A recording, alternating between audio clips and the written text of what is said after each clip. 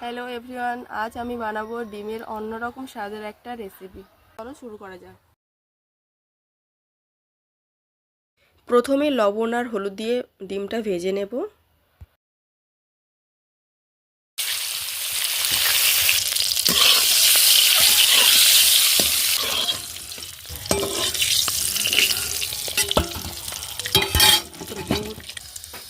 এইবার শুকনো লঙ্কা আর তেজপাতাটা দিয়ে দেব। এবারে দেব পেঁয়াজ,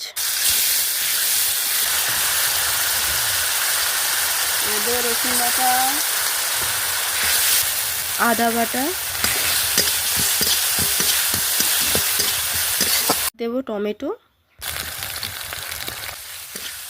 এবার দেব ধনে গুঁড়ো, জিরে গুঁড়ো,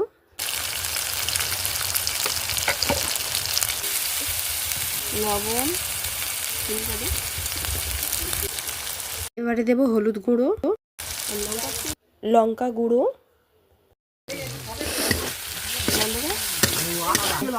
এবারে দেব চিনি,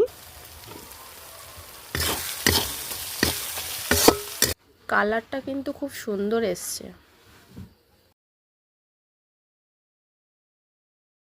গন্ধটাও বেশ ভালো বেরিয়েছে।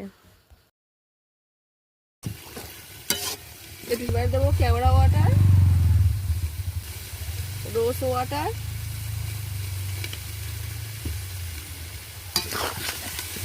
গরম মশলার গুঁড়ো।